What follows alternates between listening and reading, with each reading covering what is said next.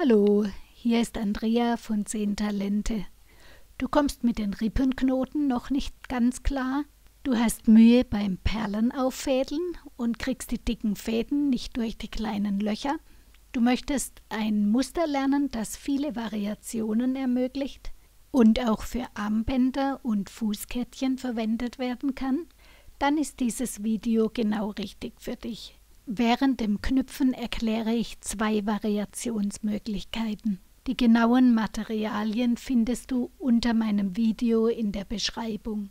6 120 cm Fäden mittig oben einklemmen.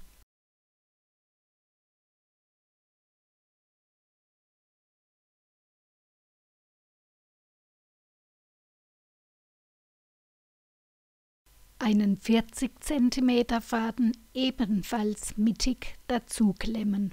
Wenn du neu mit Makramee anfängst, muss dieser Faden eine andere Farbe haben. Diesen andersfarbigen Faden sieht man kaum. Wir beginnen hier in der Mitte von dem Band und knüpfen nach unten. Der andersfarbige Faden wird zuerst über alle anderen drüber gelegt und ich mache eine Reihe doppelte Halbschläge. Dazu lege ich einen Swimmingpool über meinen gestreckten Faden und springe in diesen Pool und ziehe fest. Dabei muss ich meinen gespannten Faden auch immer schön gespannt halten. Das mache ich 2-mal. Mit dem nächsten Faden das gleiche. Der andersfarbige Faden ist der Leitfaden. Der wird immer oben drüber gelegt und immer gespannt gehalten. Wenn du diesen Leitfaden nicht gespannt hältst, dann passiert Folgendes.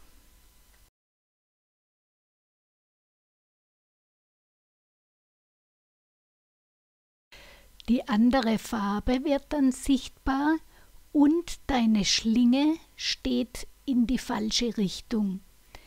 Auch wenn du es einfarbig machst, erkennst du das, dass die Schlinge nicht so sauber neben den anderen Schlingen liegt.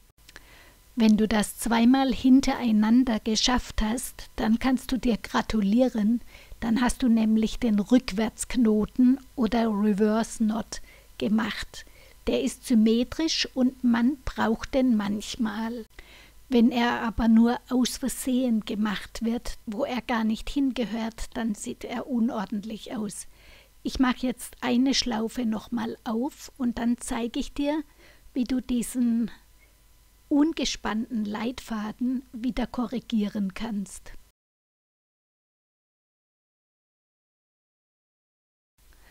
Siehst du, die Schlinge springt jetzt um. Und jetzt mache ich die zweite Schlinge noch richtig rum.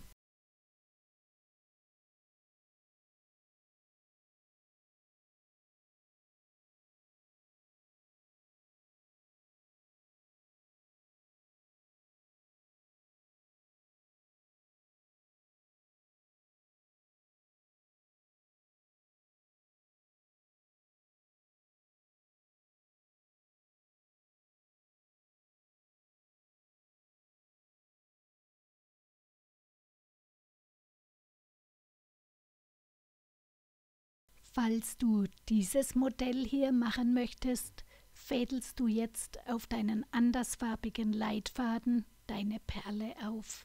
Die erste schräge Reihe haben wir gemacht, jetzt kommt die nächste wieder nach rechts und dazu legen wir den Leitfaden um die Ecke und knoten alle anderen Fäden wieder mit einem Rippenknoten drauf, einem doppelten Halbschlag.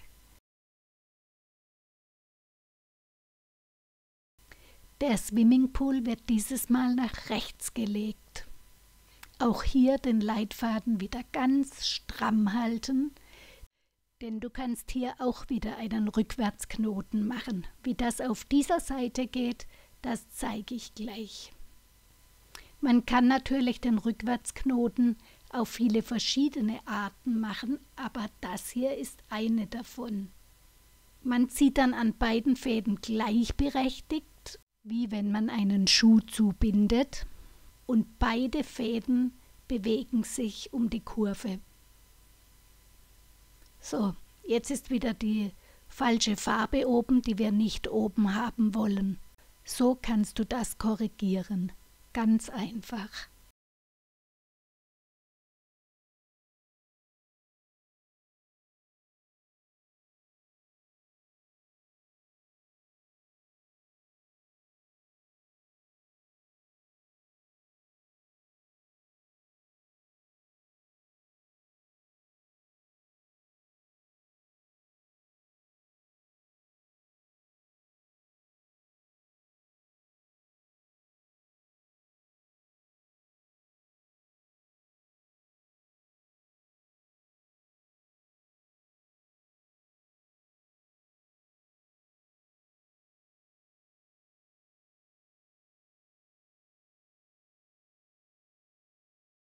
Jetzt sind wir bei diesem Dreieck angekommen, wo die Perlen reinkommen.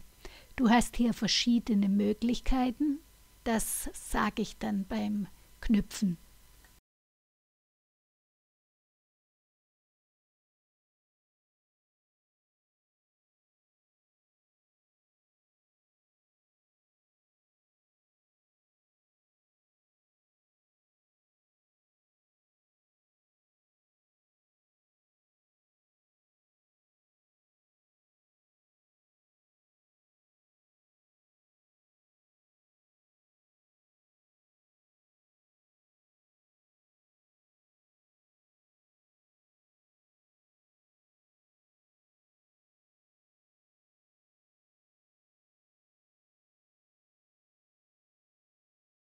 Wenn du dieses Modell hier machen möchtest, musst du jetzt auf den 4. Knotfaden eine 8 bis 10 mm dicke Perle auffädeln.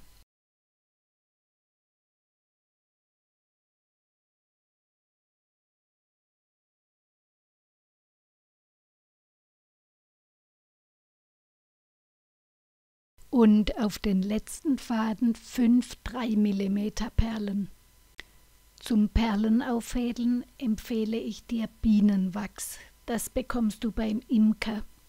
Ich habe meins in eine kleine Perlendose reingeschmolzen.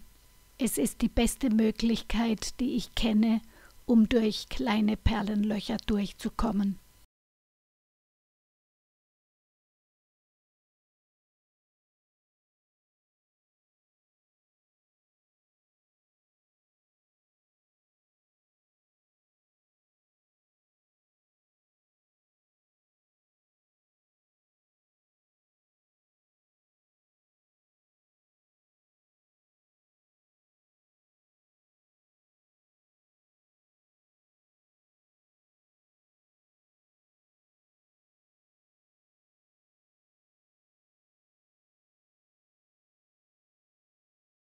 Wenn du nicht direkt oben an der Klemme arbeitest, brauchst du Stecknadeln, mindestens 2 Stück, damit es nicht wackelt, sonst wird dein Schmuckstück nicht schön exakt.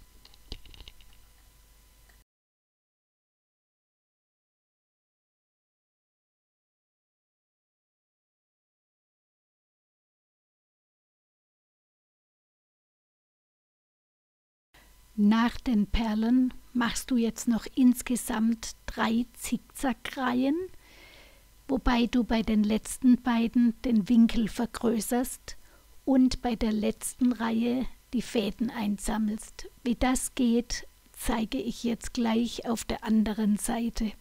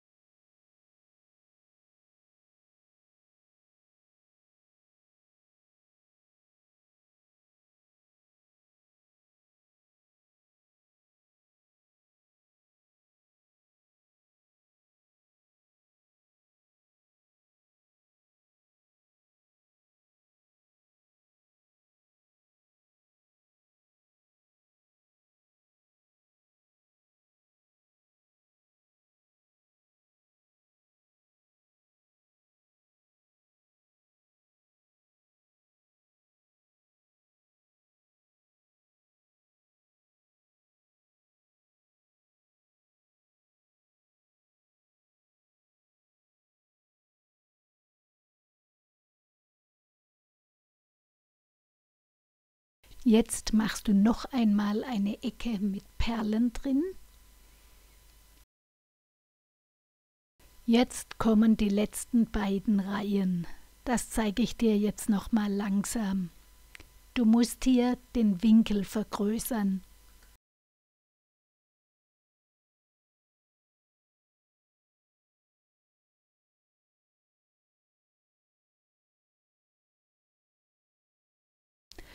Den Leitfaden jetzt senkrechter nach unten halten, nicht mehr so diagonal. Dann öffnet sich der Winkel.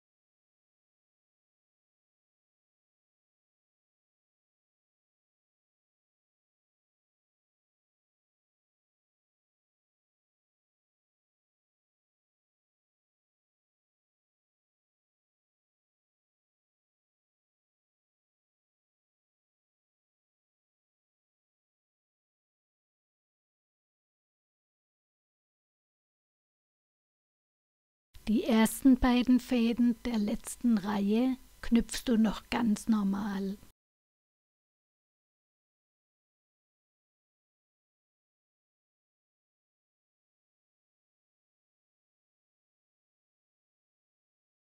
Die werden jetzt weggelegt, die brauchst du nicht mehr. Für meine gezwirnte Kordel brauche ich diese 4 Fäden und ich möchte, dass die alle an einer Stelle herauskommen. Deshalb sammle ich die jetzt alle ein. Dazu ziehe ich immer den Knotfaden nochmal nach innen, dass die Schlinge von meiner Reihe schön unten zu liegen kommen. Das mache ich jedes Mal, lege dann diesen Knotfaden dazu, zu meinen anderen Leitfäden, bis ich ein ganzes Bündel beisammen habe.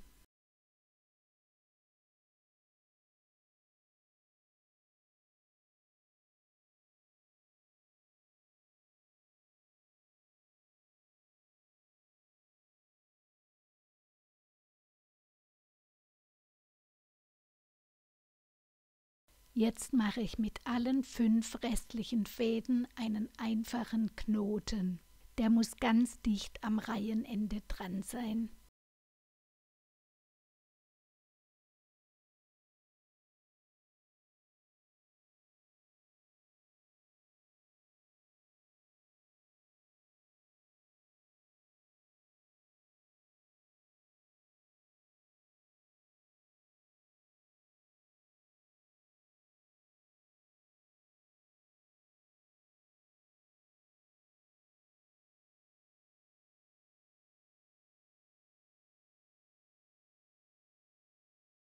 Wie man eine Kordel verzwirnt, erkläre ich in Video Nummer 6 auf meinem Kanal. Der andersfarbige Leitfaden wird jetzt abgeschnitten und verschmort.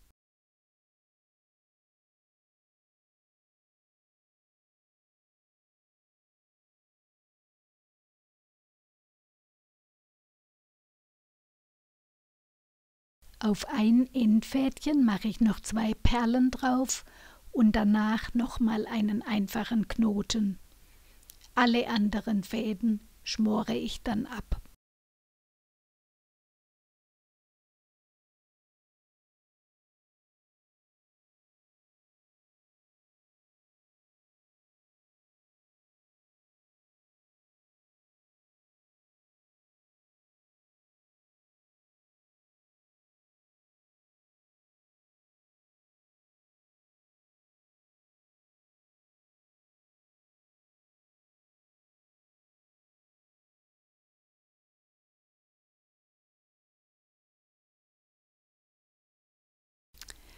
Dein einfacher Knoten sollte ganz dicht an der Perle sitzen. Damit das leichter gelingt, kannst du auch eine Stecknadel oder eine Nähnadel zu Hilfe nehmen.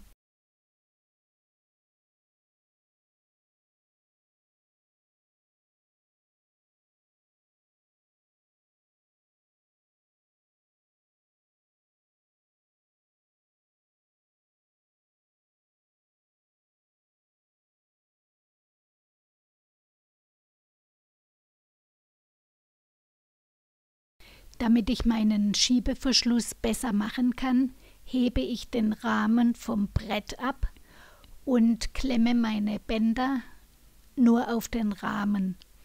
Dann habe ich unten drunter Platz und kann besser und schneller knoten und muss nicht meine Bänder immer auch noch festhalten. Dann bin ich viel schneller.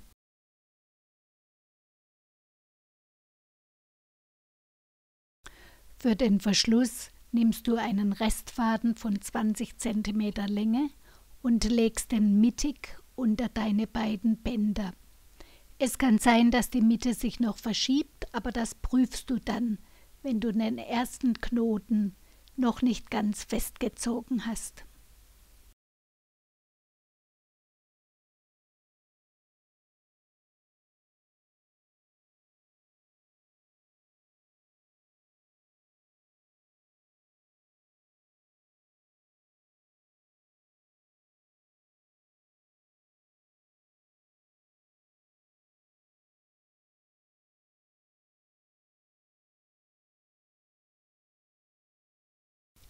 Das sind übrigens Kreuzknoten, was ich hier mache. Die bestehen immer aus 2 Knoten. Einer beginnt rechts und einer links. Das ist dann ein kompletter Kreuzknoten. Und ich mache 4 Kreuzknoten.